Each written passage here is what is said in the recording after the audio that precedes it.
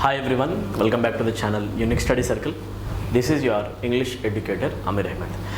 Today we are going to discuss grand test number 59. The questions asked in grand test number 59 and complete English portions section mottam kuda solutions chuddam. Let us get started. Question number 1. Questions display chesina ventane questions meeru own ga try cheyandi aa tarvata answers vinandi. Right? The question number 1 goes like this. The hotel was not too expensive. Dash. If you see question marks కనిపిస్తుంది అన్నిట్లో, that means this question is related to question tag. Question tags frame చేయడం మీకు వచ్చు కదా. Question ట్యాగ్స్ని ఎలా frame చేయాలి? ఒక question tag frame చేయాలి అంటే మనం ఆల్వేస్ ఫస్ట్ ఆక్సిలరీ వర్బ్తో బిగిన్ చేస్తాం, కరెక్ట్ కదా. ఆక్సిలరీ వర్బ్ యూస్ చేస్తాం, ఆ తర్వాత ఒక నెగటివ్ వర్డ్ నాట్ యూస్ చేస్తాం, ఆ తర్వాత లాస్ట్లో వస్తాం సబ్జెక్ట్ క్వశ్చన్ మార్క్, కరెక్ట్. ఇలా వచ్చే క్వశ్చన్ క్వశ్చన్ ఫ్రేమింగ్ని మనం అంటాం క్వశ్చన్ ట్యాగ్స్ అని, అవునా. సో ఈజీ క్వశ్చన్ అనమాట. ఇక్కడ ఇచ్చిన స్టేట్మెంట్ ఒక పాజిటివ్ స్టేట్మెంటా నెగిటివ్ స్టేట్మెంటా? ఆల్రెడీ ఇక్కడ ఉంది not, that means the given sentence is negative. Negative సెంటెన్సెస్కి మనం నాట్ రాయము, పాజిటివ్ సెంటెన్సెస్కి నాట్ రాస్తాం. సో డైరెక్ట్గా ఆన్సర్ రాద్దాం. ఆక్సిలరీ ఉంది was, so answer will start with was. Hotel noun అవుతే హోటల్ని రిప్లేస్ చేసే ప్రొనౌన్ అవుతుంది ఎట్, సో ఆన్సర్ అవుతుంది వర్స్ ఎట్. ఈజ్ వచ్చే ఛాన్స్ లేదు, వర్స్ రావాలి, ఈజ్ ఎంట్ రాదు, నాట్ ఎనీవే అసలు రాదు. సో ఆన్సర్ అవుతుంది was it. Option 1 is your answer. Let us move to our next question. Check this out, video pause చేయండి, చెక్ చేయండి. Like humans, zoo animals also must have a dentist dash their teeth. మనుషుల్లాగానే యానిమల్స్కి కూడా, జూలో ఉండే యానిమల్స్కి కూడా వాటి టీత్ని check చేయడానికి డెంటిస్ట్లు కావాలి అని చెప్పేసి అన్నారంటే, ఇక్కడ మీరు టు ఫిల్ దెర్ టీత్ అనాలా, ఫిల్డ్ దెర్ టీత్ అనాలా, ఫిల్లింగ్ దెర్ టీత్ అనాలా, టు బీ ఫిల్డ్ అనాలా? ఫస్ట్ ఆఫ్ ఆల్ ఫిల్డ్ అనే సెన్స్ అయితే ఇక్కడ రాదు సార్, నో రైట్. ఫిల్డ్ అంటే ఆల్రెడీ ఫిల్ చేశారని చెప్పేసి. The need a dentist to fill, ఓకేనా. ఎక్కడైనా పర్పస్ గురించి మాట్లాడడం జరగాలని చెప్పాలంటే మనం వాడతాం టు ఫిల్. ఇది అవుతుంది ఒక infinitive, we call it an infinitive. Do you know this? Infinitive structure అంటాం కదా. ఇన్ఫినిటివ్ స్ట్రక్చర్లో మనకు వస్తుంది two followed by V1, 2 + V1. ఇది పర్పస్ని చూపిస్తుంది. సో 100% ఆన్సర్ అవుతుంది ఫస్ట్. సో చదవండి ఒకసారి. Like humans, zoo animals also must have a dentist to fill the teeth, ఓకేనా. Why not to be filled? To be filled వాడతాం యాక్టివ్ ఫామ్లో కాదు, ప్యాసివ్ ఫామ్లో, ఓకేనా. సో ఫిల్ చేయడం యాక్టివ్ ఫామ్లో ఉంది కాబట్టి మనం ఆప్షన్ 1 చూస్ చేసుకుంటాం, right. So question based on infinitive structure, right. Next one. It was very kind of you to do the washing up, but you dash it, okay na. It was very kind of you to do the washing up, okay. నువ్వు wash చేయడం చాలా ఆనందకరం నాకు, ఓకేనా. It was very kind of you, okay. చాలా మంచివాడు కాదు చేసావు అని చెప్పేసి అంటున్నాం. But you dash it, but నువ్వు చేయాల్సిన అవసరం లేదు నేను చెప్పాలంటే, ఎందుకు కష్టపడ్డావు అని చెప్పేసి మనం మాట్లాడితే మనం ఏమనాలి, ఓకేనా. It was very kind of you to do. చేసావు బట్ చేయకుండా ఉండాల్సిందేమో అని చెప్పేసి అంటే నువ్వు చేయాల్సిన అవసరం ఏముంది అని అడగాలంటే ఇక్కడ ఏం యూజ్ చేయాలి? But you dash it, didn't have to do it. Hadn't to do is an inappropriate structure in itself.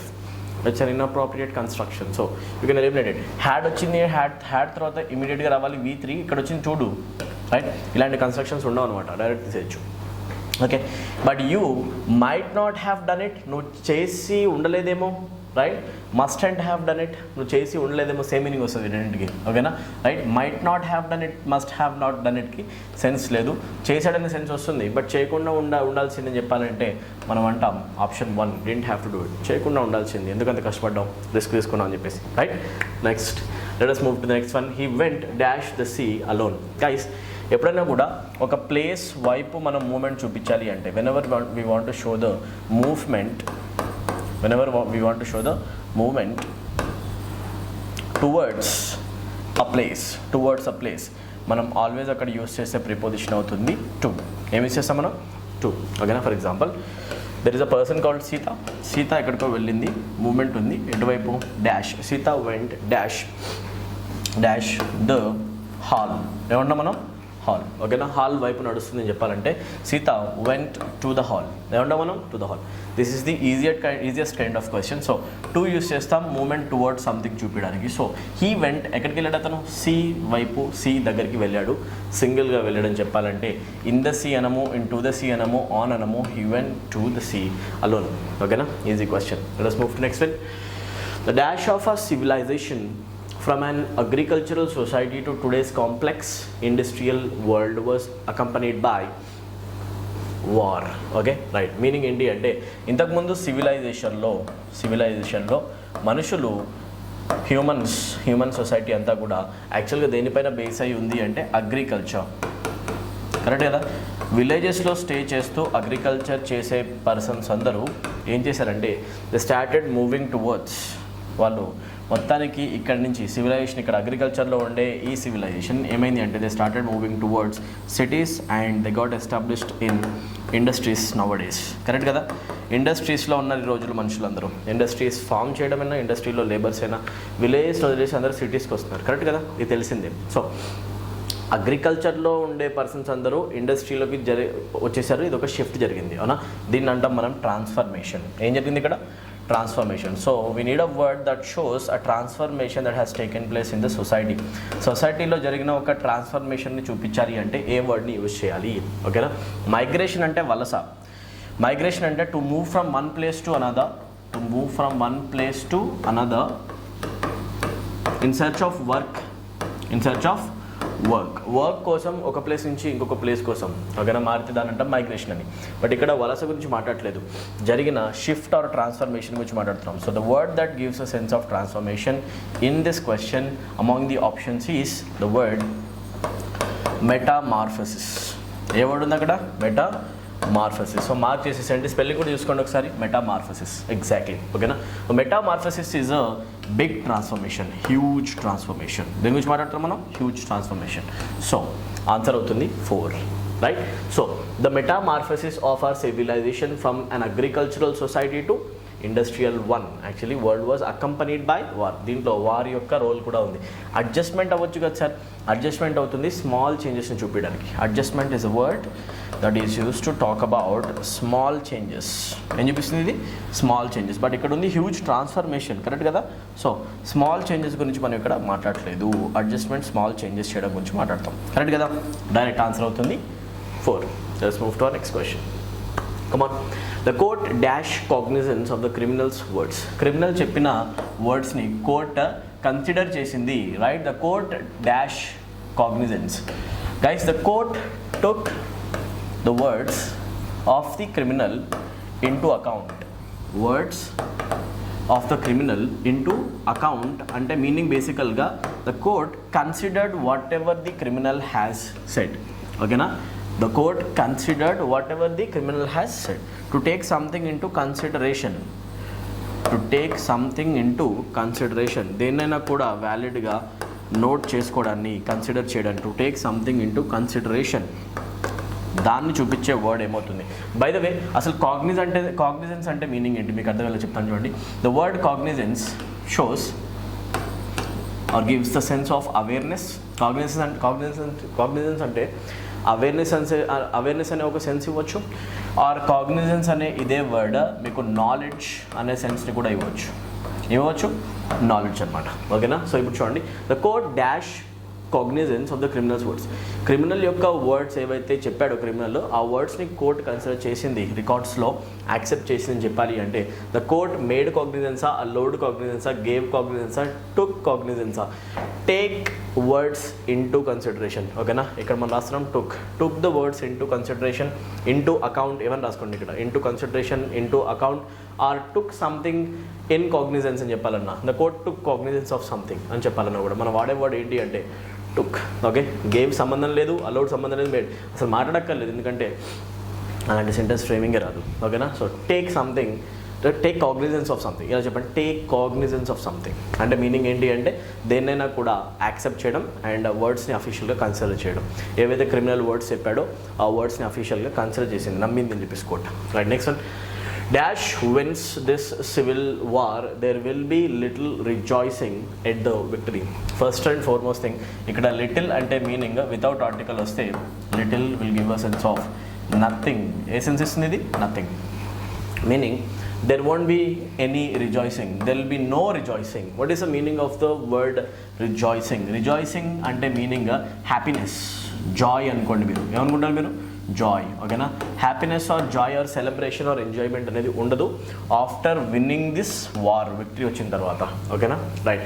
ఎవరు విన్ అయినా కూడా ఈ వార్ని గెలిచిన తర్వాత అతను హ్యాపీగా ఉండరు అని చెప్పాలి అంటే, ఎవరు గెలిచినా అని చెప్పాలి అంటే మనిషి గురించి మాట్లాడేటప్పుడు we can't use which, we can't use what, we can't use where. ఎక్కడైనా ఏదైనా, విచ్ అన్నా కూడా ఏదైనా, హూ ఎవర్ అంటే ఎవరైనా. సో ఎవరు గెలిచినా కూడా అని చెప్పాలంటే ఎవరు అనే సెన్స్లో వాడే వర్డ్ హూ ఎవర్.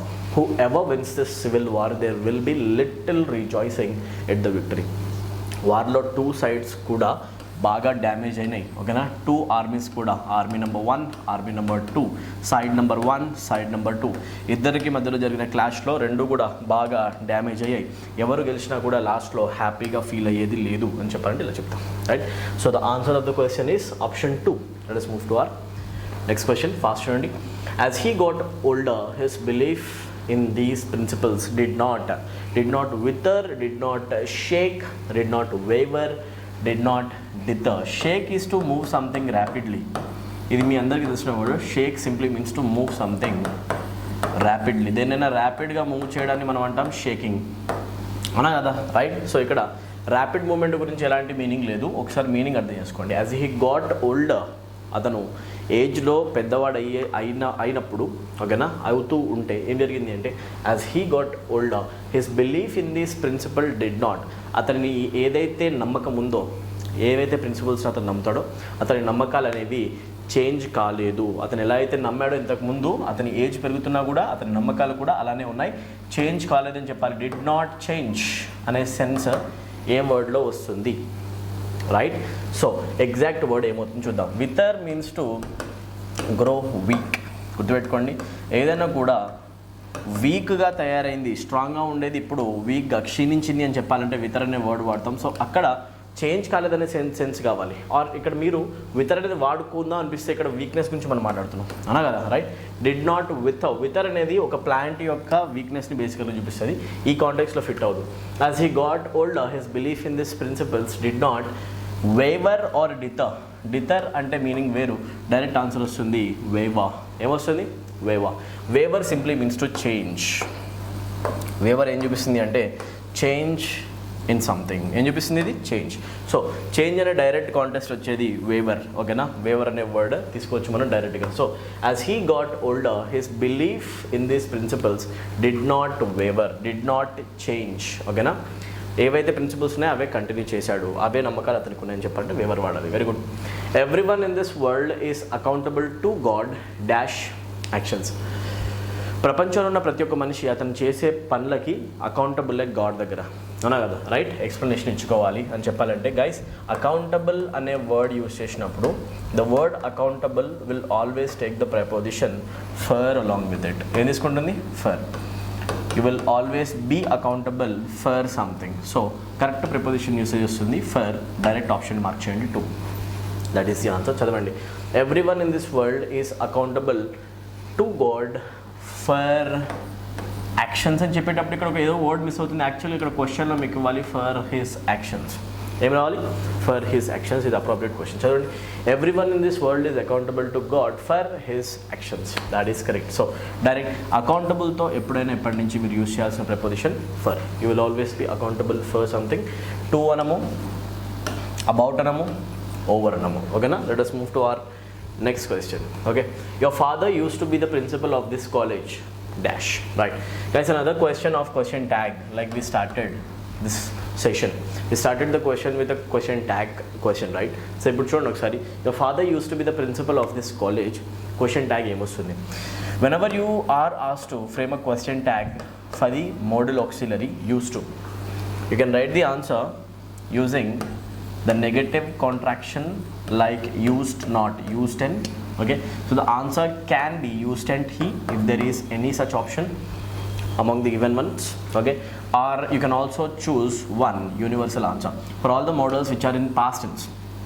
used అని తీసుకోవచ్చు, ఆప్షనల్గా ఇంకొక యూనివర్సల్ ఆప్షన్ కూడా తీసుకోవచ్చు. The other option can also be didn't he. ఏమవుతుంది? Didn't he. So now you tell me guys, ఇక్కడ ఆప్షన్స్లో యూస్డ్ అండ్ ఎక్కడైనా ఉందా? Options are beginning with did, does, did, right. So that means used and he is out of context for this question, ఓకేనా. So ఉంటే తీసుకోవచ్చు, but ఈ క్వశ్చన్లో డైరెక్ట్గా ఆన్సర్ తీసుకోవాలి మనం didn't he. Without wasting time option 3ని మార్క్ చేయండి. రెండు కరెక్టే, used and he, didn't he. If you find any of those two options among the given options, you can mark it as an answer, right? Next one, direction 11 to 13, what are you supposed to do? Well, you are supposed to find out the antonyms of the given question. Antonyms find out చేయాలి. So fair అంటే ఏంటి guys? Fair అని చెప్పాను అంటే fair అనేది చూపిస్తుంది జస్టిస్ని, న్యాయం. దేని చూపిస్తుంది? రైట్. అప్పుడప్పుడు అంటాం దిస్ ఈజ్ నాట్ ఫెయిర్. ఏమంటాం మనం? This is not fair. ఇది న్యాయం కాదు అని చెప్పేటప్పుడు మనం అంటాం this is not fair. Usually use this usage in a daily conversations, right? This is not fair అంటాం కదా, ఇది అన్యాయం అనే సెన్స్లో వాడతాం. నాట్ ఫెయిర్, ఇన్జస్టిస్ అంటాం బేసికలీ, అవునా కదా, రైట్? సో ఇప్పుడు చూడండి, ఫెయిర్ అంటేనేమో జస్టిస్, ఆపోజిట్లో రావాలి అంటే the antonym of this word becomes injustice or unjust. Injustice అయినా తీసుకోండి ఆర్ అన్జస్ట్ అయినా తీసుకోండి, రెండింటి మీనింగ్ ఎగ్జాక్ట్లీ సేమ్ అనమాట. So which one can you find among the given options? Untrue అంటే ఫాల్స్ అని, అబద్ధం, అబద్ధం కాదు, ఓకేనా, అన్యాయం, ఓకేనా. So coarse structures or coarse layers or surfaces which are very rough in nature. ఏదైనా స్ట్రక్చర్ ఆర్ సర్ఫేస్ అనేది బాగా రఫ్గా ఉందనుకోండి, దాన్ని అంటాం కోర్స్ సర్ఫేస్, ఓకేనా. కోర్స్ అంటే రఫ్ అనమాట. కోర్స్కి యాంటనిమ్ అవుతుంది సాఫ్ట్. ఏమవుతుంది? సాఫ్ట్. ఇది గుర్తుపెట్టుకోండి, ఓకే. సో దాని గురించి కూడా క్వశ్చన్ రావచ్చు. So but this option has nothing to do with a question, irrelevant option. Next option తీసుకోండి, హార్ష్. హార్ష్ అంటే ఏదైనా కూడా మనము ఫీలింగ్ లేకుండా చాలా డైరెక్ట్గా చెప్పడం, ఓకేనా. సో హార్ష్ అనేది కూడా మనకు ఆ సెన్స్ ఇవ్వట్లేదు, ఓకే. రఫ్గా బిహేవ్ చేయడం అనే సెన్స్ ఇస్తుంది. సో డైరెక్ట్ ఆన్సర్ అన్యాయం గురించి మాట్లాడేది అన్జస్ట్. సో ఫెయిర్ అంటే న్యాయం, injustice or unjustice the antonym. Next one, boisterous. Okay, the word boisterous is a lovely word. This is asked frequently in the examination. So write this word first because question might be asked in the form of spell test also, right? A question may also be asked in the form of spell check. So ఇప్పుడు చూడండి, boisterous అనే వర్డ్కి meaning ఏమవుతుంది? Boisterous situation is a situation where you find very much noise, ఓకేనా. Noise ఎక్కువగా ఉండే situations noisy. People are very active in this situations. నాయిసీగా ఉన్నారంటే meaning ఏంటి అంటే పీపుల్ ఆర్ వెరీ ఎనర్జెటిక్, ఓకేనా. పీపుల్ ఎవరైతే గ్యాదర్ అయ్యారో ఒక మ్యాచ్ని చూడడానికి, ఒక మూవీని చూడడానికి, ఒక కాన్సర్ట్ని చూడడానికి, ఒక షోని చూడడానికి, వాళ్ళందరూ చాలా ఎనర్జెటిక్గా ఉండి చాలా అరుపులు కేకలు వేస్తూ ఉంటే, నాయిసీగా ఫుల్ యాక్టివ్గా ఉంటే, that situation is called boisterous. Noisy clumsy situations are basically referred to using the word boisterous. So what could be the antonym of the given word boisterous? Boisterous ki opposite side lo noisy situation కాకుండా అవతల side తీసుకోవాలంటే మీరు తీసుకోండి com. ఏముంటుంది? ఎక్కువగా noise లేని situations మనం అంటాం కామ్. సో ప్రశాంతం అంటే శరీరం అనే సిచ్యువేషన్ వస్తుంది, బట్ ప్రశాంతత అనేది మనం ఎక్కువగా దీనికి రిలవెంట్ తీసుకోం. బాయిస్టరస్ నాయిసీకి ఆపోజిట్లో మనం అనుకోండి ఏ సౌండ్ లేదు అని చెప్పాలంటే కామ్. ఆన్సర్ అవుతుంది calm. That is the answer. Courageous, ధైర్యంతో సంబంధం లేదు. Cheerful is the exact synonym. cheerful attitude is the attitude in which you will be very energetic and you will be supportive, right? So boisterous ki synonym aithe తీసుకోండి cheerful, but antonym గా తీసుకోవాలి calmness, okay? Direct option is 2. So కొత్త words మీరు నేర్చుకుంటున్నారు, notes రాయడం మాత్రం మర్చిపోవద్దు.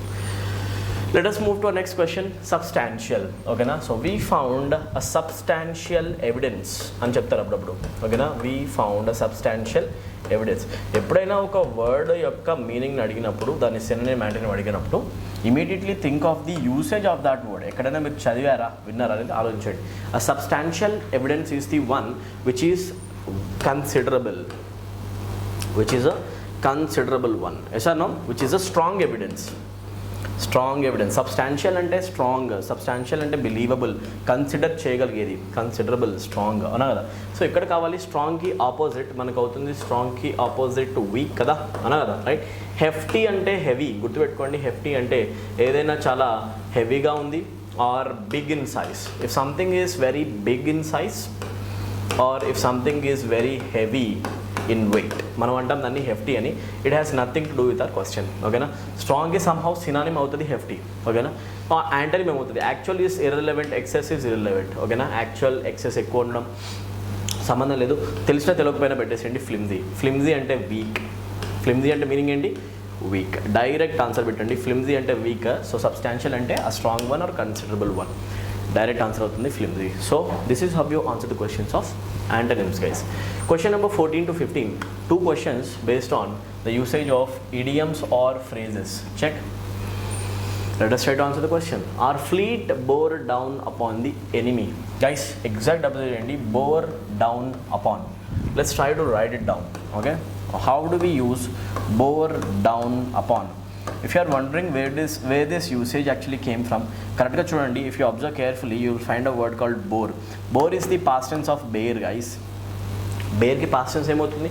Bore. ఓకేనా? సో ఇప్పుడు చూసుకోండి, bore down upon. Bore is the verb which is acting as a main verb.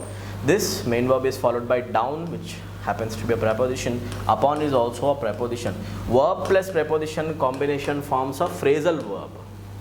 ఏముంటుంది మనం? phrasal verb, which is shortly called as a phrase here.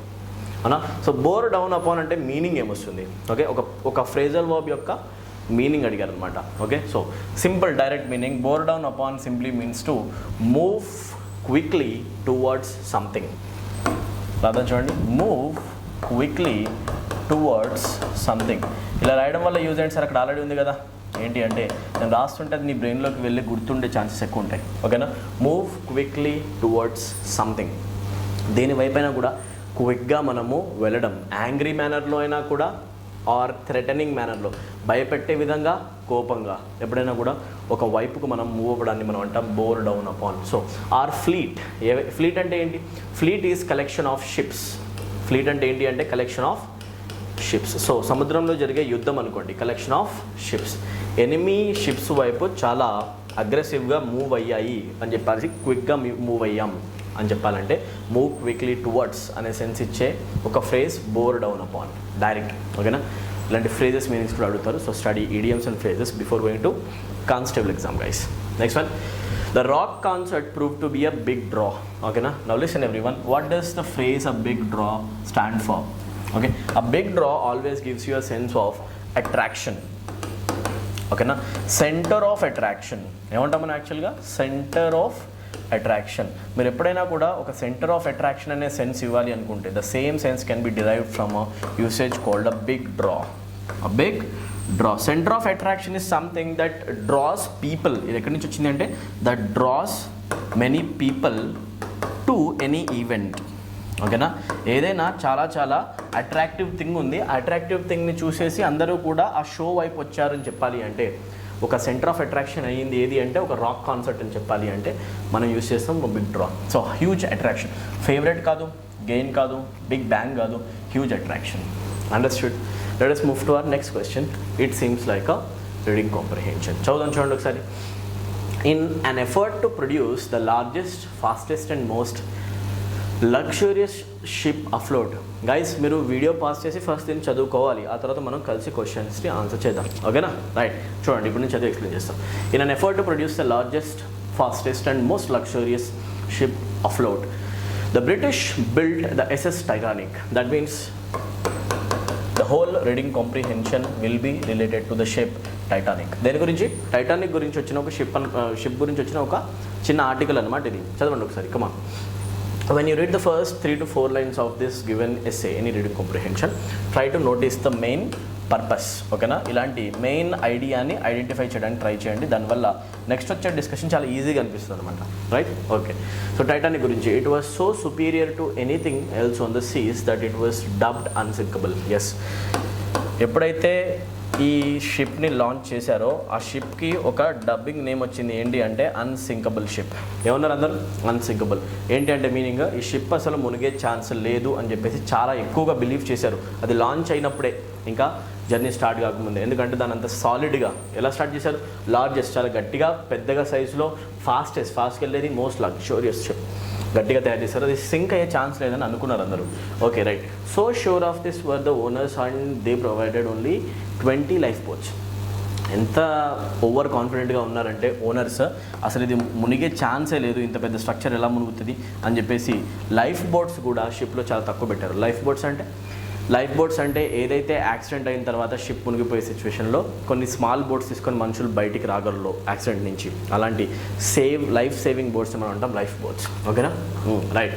వాళ్ళు ఏం చేశారంటే కొన్ని లైఫ్ బోట్స్ని పెట్టారు అక్కడ, ఎందుకంటే అది మునిగే ఛాన్సే లేదు, ఎందుకు పెట్టాల్సిన అవసరం ఉందని అనిపించింది వాళ్ళకి. ఓకేనా? వాళ్ళు 20 లైఫ్ బోట్స్ మాత్రమే పెట్టారు, చాలా తక్కువ. less than one half the number needed for 2227 passengers on board. మొత్తానికి ఆన్ బోర్డ్ ఎంతమంది ఉన్నారు ప్యాసింజర్స్ టైటానిక్లో అంటే 2227. అయితే దాంట్లో హాఫ్ మెంబర్స్కి సరిపోయే లైఫ్ బోట్స్ మాత్రమే వాళ్ళు పెట్టారు. ఇంకొక హాఫ్ వాళ్ళు ఒకవేళ యాక్సిడెంట్ అయితే చనిపోవడమే. రైట్.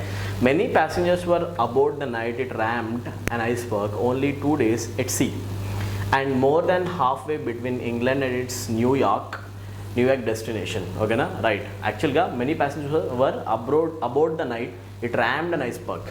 రైట్. చాలామంది ప్యాసింజర్స్ షిప్ పైన ఉన్నారు, అది ఐస్బర్గ్ని ఢీ కొట్టినప్పుడు. ఓకేనా. Right. More than half way between England and New York. England నుంచి స్టార్ట్ అయ్యి అది ఎక్కడికి వెళ్తుంది, న్యూయార్క్. హాఫ్ జర్నీ అయిపోయింది. 2 days లోపు హాఫ్ జర్నీని కంప్లీట్ చేసిన తర్వాత, హాఫ్ జర్నీకి తర్వాత ఒక యాక్సిడెంట్ జరిగింది. ఓకేనా. Because the luxury liner was travelling so fast. ఆ షిప్ అనేది చాలా చాలా ఫాస్ట్గా ట్రావెల్ చేస్తుండడం వల్ల, so fast it was impossible to avoid the ghostly looking iceberg. తెలుసు కదా, షిప్ అనేది యాక్చువల్గా కొలైడ్ అయింది ఒక ఐస్బర్గ్తో. అది చాలా చాలా ఫాస్ట్గా వెళ్తుంది ఈ షిప్. అంత ఫాస్ట్గా వెళ్ళే షిప్ని all of a sudden turn చేయడం కానీ ఆపడం కానీ కుదరలేదు, అందుకే యాక్సిడెంట్ అయింది. ఓకేనా. ఐస్బర్గ్ని గుద్దేసింది. And unextinguished fire also contributed to the ship's submersion. Submersion అంటే మునిగిపోవడం. ఓకేనా. మునిగిపోవడానికి, షిప్ మునిగిపోవడానికి an unextinguished fire is also a cause. గుర్తుపెట్టుకోండి, an unextinguished fire was also a reason. ఓకేనా. ఒక ఫైర్ కూడా యాక్సిడెంట్ జరిగింది. యాక్సిడెంట్ జరిగిన వెంటనే ఫైర్ కూడా, మంటలు కూడా రగిలాయి షిప్లో. ఆ మంటలు ఎంత ట్రై చేసినా కూడా ఆగలేదు. ఆ మంట వల్ల కూడా షిప్ డ్యామేజ్ అయ్యి ఇంకా ఫాస్ట్గా మునిగింది. అది కూడా ఒక reason. Okay. Panic increased the number of casualties as people jumped into the icy water. ఓకేనా. భయంతో చాలామంది మనుషులు ఏం చేశారంటే, షిప్ సగం మునిగినప్పటికీ సగం హాఫ్ అనేది ఇంకా తేలుతున్నా కూడా మనుషులు భయంతో సముద్రంలోకి దూకేశారు. ఏమవుద్దు షిప్లోనే ఉంటాయని చెప్పేసి. దానివల్ల ఏమైందంటే, ఐస్ కోల్డ్ వాటర్ ఉంది కింద, మొత్తం ఉన్నదంతా ఐస్ వాటర్. ఐసీ వాటర్లో మనుషులు దూకేసరికి మనుషులు చనిపోయారు. గడ్డగట్టే వాటర్ అవి. ఓకేనా. సో అంత కోల్డ్ వాటర్లో మనుషులు చనిపోయారు. ఓకే. రైట్. నెక్స్ట్ ఇంకా చదవండి. Fought jumped into the icy water or fought to be among the few about the life boats.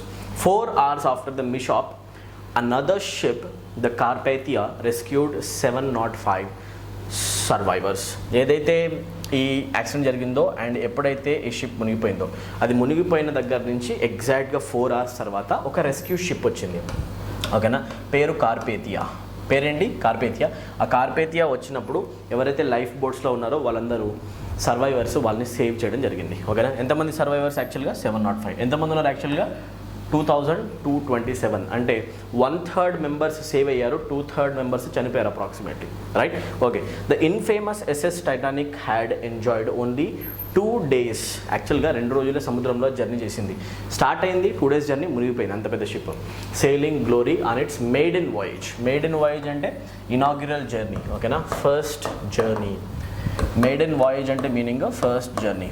ఓకేనా. షిప్ జర్నీ కేసెస్లో మనం యూజ్ చేసే వర్డ్ వాయేజ్. ఏమంటాం, వాయేజ్. ఎప్పుడైంది ఇది?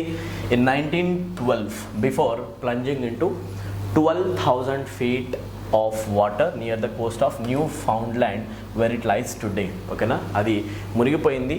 వాటర్ సర్ఫేస్ నుంచి, ఎర్త్ సర్ఫేస్ నుంచి ఎంత డీప్ లెవెల్లో ఉంది అంటే 12,000 feet లోపల ఉంది. ఎక్కడుంది అది? 12,000 feet లోపల. ఇప్పటికీ కూడా మునిగిపోయిన బ్రేకేజ్ దొరుకుతుంది. ఓకేనా. Right. All of the following are true except that. According to the passage the options are true. Most of the options are true except 1. ఒక్కటి untrue statement or false statement ఉంది. ఏది? Find out చేయండి. Find it out. Come on. Option 1, only 1/3 of those about perished. చనిపోయిన వాళ్ళు only 1/3 మెంబర్సా? యాక్చువల్గా చనిపోయిన వాళ్ళు 2/3 members, బతికిన వాళ్ళు 1/3 మెంబర్స్. తెలుసు కదా మీకు. సర్వైవర్స్ ఏమో చూడండి కరెక్ట్గా, సర్వైవర్స్ ఏమో యాక్చువల్గా 1/3, చనిపోయిన వాళ్ళేమో యాక్చువల్గా 2/3. ఓకేనా. 2/3 అని మీనింగ్ రావాలి. సో ఇక్కడ ఏదైతే రాంగ్ 100% దొరికింది డైరెక్ట్గా. ఎనీవే చూద్దాం. The Carpathia rescued the survivors. Carpathia అనే షిప్ సర్వైవర్స్ 700 మెంబర్స్ని సర్వైవర్స్ ఉన్నాయి కదా, వాళ్ళు సేఫ్గా రెస్క్యూ చేసిందా లేదా? చేసేసింది. ఇది ట్రూ స్టేట్మెంటే. ఓకేనా. The SS Titanic sank near Newfoundland. Newfoundland దగ్గరే కదా అది సింక్ అయింది. కరెక్టే. ఇది కూడా కరెక్టే. ఓకేనా. Next, SS Titanic was the fastest ship afloat in 1912. 1912లో ఈ షిప్ ఫాస్టెస్ట్ షిప్ అంట. ఏదైతే షిప్స్ ఉన్నాయో వాటన్నిటిలో ఇదే ఫాస్టెస్ట్ 1912 టైం పీరియడ్లో. కరెక్టా? టు ప్రొడ్యూస్ చూడండి ఇక్కడ లార్జెస్ట్, అన్నిటికంటే లార్జెస్ట్ టైటానిక్, అన్నిటికంటే ఫాస్టెస్ట్ కూడా టైటానిక్ అనే సెన్స్ కూడా ఉంది. సో డైరెక్ట్ ఆన్సర్ ఫాస్టెస్ట్ అనేది కూడా కరెక్ట్ ఆప్షన్. ఏది ఫాల్స్ స్టేట్మెంట్ ఉంది దీంట్లో అంటే option 1, only a third of those about perished. చనిపోయింది 1/3 కాదు, యాక్చువల్గా 2/3 నాయన అన్నా కదా, రైట్? 1/3 సేవ్ చేయబడ్డారు.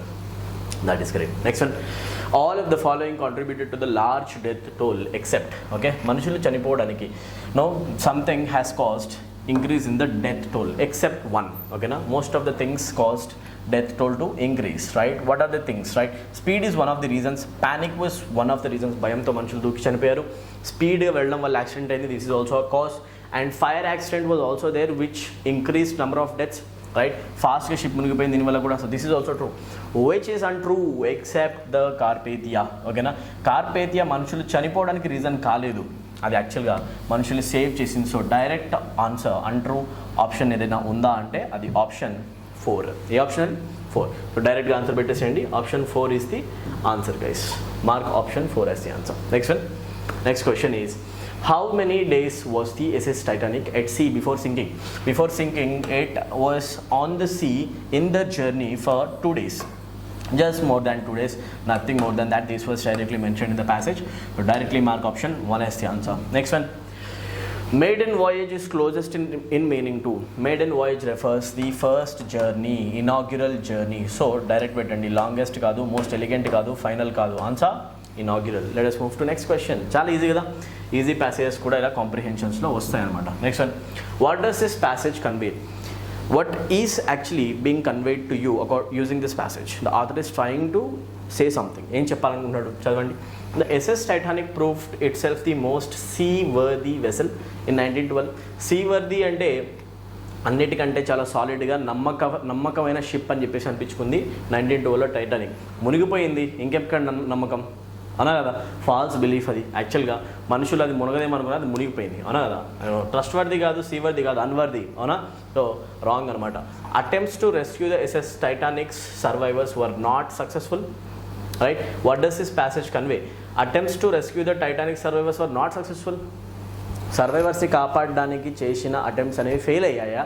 700 మెంబర్స్ సర్వైవ్ అయ్యారు కదా, అయ్యారు. ఓకేనా, so this is also not true. Next one, over confidence by builders and owners was greatly responsible for the sinking of the. This is true guys. ఓకేనా, సో యాక్చువల్గా ఏం చెప్పాలనుకుంటుంది passage అంటే accident జరగడానికి ఒక ప్రైమ్ రీజన్ ఏంటి అంటే మనుషుల over confidence, builders యొక్క ఓవర్ కాన్ఫిడెన్స్ నిజం బిల్డప్ అది. ఓకేనా, రైట్? ఇది మునగదు, అన్సింకబుల్ షిప్ అన్నారు, అది ఫస్ట్ జర్నీలోనే మునిగిపోయింది. ఓకేనా, over confidence by builders and owners was greatly responsible for the sinking of the vessel, right? This is true. This is what the author is trying to tell us. And next one, a fire and panic were the only causes, right? భయం and fire accident వల్లనే ship మునిగిపోయిందా? అది గుద్దింది ఒక ఐస్బర్గ్ని, ఏదది? లేదు కదా. So ఇది correct కాదు. So answer అవుతుంది third option, right? Over confidence by builders and owners, that was the real reason for sinking of the ship. Let's move to next question. Passage questions అయిపోయి ఇలా ఈజీగా మీరు 5 మార్క్స్ తెచ్చుకోవచ్చు constable ఎగ్జామ్లో reading కాంప్రిహెన్షన్లో. ఇది గుర్తుపెట్టుకోండి. Next question, direction for 21 to 23. Fast చేద్దాం. Change the speech, direct speech to indirect or indirect speech to direct speech conversions సెకండ్స్లో ఎలా చేయాలో చూద్దాం. The ox asked the dog not to sit there. When you see to getting used, question ఏముంది ఇక్కడ చూడండి ఒకసారి, to. And when you don't see any inverted commas, you have to immediately realize that the given question is actually in indirect speech and we have to construct a direct speech. ఓకేనా, inverted commas వచ్చి direct speech కావాలి. And ఇప్పుడు చూడండి, 2 వచ్చింది అంటే డైరెక్ట్గా అర్థం చేసుకోండి, it is an imperative sentence. Imperative sentence అంటే ఒక ఆర్డర్, రిక్వెస్ట్ అలాంటి రావాలి. ఇక్కడ ఉంది ఒక ఆర్డర్, ఏముంది? Order, right guys. So the ox ask the dog not to sit there. కనిపిస్తుంది కదా, అదే నాట్ టు కనిపించేది ఎప్పుడు అంటే స్టేట్మెంట్లో డు నాట్ వచ్చినప్పుడు. ఏదైనా చేయొద్దు అని చెప్పేసి మనం ఎప్పుడైనా నెగటివ్ ఆర్డర్స్ ఇస్తే డు నాట్ అని చెప్తే అక్కడ రాస్తాం నాట్ టు. సో ఇప్పుడు చూసుకోండి, మీకు ఎక్కడ క్వశ్చన్లో డు నాట్ కనిపిస్తే అదే ఆన్సర్. డిడ్ నాట్ రాదు, డస్ నాట్ రాదు. ఓకేనా, do not is the option that you need. So do not sit here అవుతుంది దేర్, అవునా కదా. హియర్ కన్వర్షన్ ఏమైపోతుంది? దేర్ అవుతుంది. So that is the answer. The ox said to the dog do not sit here. ఇక్కడ కూర్చోకు, do not sit here అనేది proper usage. Let's move to next one. He said I am writing a poem. చూడండి ఒకసారి, he said I am writing a poem. ఇక్కడ he said దాకా మొత్తం అంత statements ఏముంటుంది, కంజంక్షన్ ప్లేస్ దాటి రావాలి. ఇక్కడ దాకా ఏమైనా చేంజ్ ఉందా? లేదు. ఇప్పుడు చూడు, ఐని హీ చేయాలి, దట్స్ వై ఐ రాదు. ఓకేనా, ద పోయం అనేది రాదు, ఐ ప్లేస్లో ప్రొనౌన్ చేంజ్ కావాలి, హీ రావాలి. సో ఆప్షన్ 2నా ఆప్షన్ 4ఆ? So am is the present tense, am writing present continuous, present ప్లేస్లో మళ్ళీ ప్రెజెంట్ రాదు, పాస్ట్ టెన్స్ రావాలి, వాజ్ రావాలి. So which option is your answer? మీకు ఒకవేళ అర్థం కాకపోతే మళ్ళీ రివైజ్ చేసుకొని వినండి. ఓకేనా, present continuous should be converted to past continuous. Is, am, are the words that should be replaced by was, were. The only option containing the word was is option 4. Mark it as the answer. ఓకేనా, ఇదే answer అనమాట. Next one, question number 23. He said Asha washed the clothes. What do you see here? Washed is the second form of the verb V2, and V2 represents simple past, and simple past will always be converted to past perfect. And if you were to write the answer in past perfect tense, simple పాస్ట్ని always past perfect చేస్తాం. Past పర్ఫెక్ట్లో answer రాయాలి అంటే had plus V3 usage కావాలి. ఓకేనా, ఎక్కడ had ఉంది? Option 1లో హ్యాడ్ ఉందా? ఆప్షన్ 2లో హ్యాడ్ ఉందా? ఆప్షన్ 3లో ఉంది? ఆప్షన్ 4లో ఉందా? లేదు. డైరెక్ట్ మార్క్ చేయండి. Option 3 is the answer. This is the short cut, fast. ఓకేనా, next one, change the voice. They drew a circle in the morning. ఓకేనా, how do you answer this question? ఇక్కడ మీరు చేయాల్సింది active voice, passive voice question అనమాట. So they drew a circle in the మార్నింగ్లో subject drew V2 అయిపోయింది. Draw is the verb form, గీయడాన్ని draw అంటాం. డ్రాకి past tense అవుతుంది డ్రూ అనేది అవుతుంది V2, దీనికి V3 ఫామ్, థర్డ్ ఫామ్ అవుతుంది డ్రాన్. కరెక్ట్ కదా? సో చూసుకోండి, V2 వచ్చింది అంటే సింపుల్ పాస్ట్లో వచ్చింది question. The given question is in simple past, so we need the passive voice construction of simple past, which is nothing but was or were followed by V3. ఆప్షన్స్లో ఎక్కడ was, were plus V3 ఉంటే అదే నీ answer అవుతుంది. ఓకేనా, so check చేయండి, was, were plus V3 ఎక్కడ ఉంది? చెక్ చేయండి, was, were ప్లస్ V3 ఏ ఆప్షన్లో కనిపిస్తుంది? రైట్, ఫస్ట్ ఆప్షన్లో was ఉంది, బాగుంది. ఓకేనా, బట్ బీయింగ్ ఎందుకు వస్తుంది? రాదు. Only was or were plus V3. was plus V3 ఉంది, ఫైన్. ఇక్కడ హ్యావ్ బీన్ ఉంది, వస్తుందా? రాదు. ఇక్కడ హ్యాస్ బీన్ ఉంది, వస్తుందా? రాదు. Direct answer 2. సో ఈ ప్యాసివ్ వాయిస్ స్ట్రక్చర్స్ గుర్తుపెట్టుకుంటే చాలు. Identify the tense, convert it into the passive form. That's how you answer the questions of voices.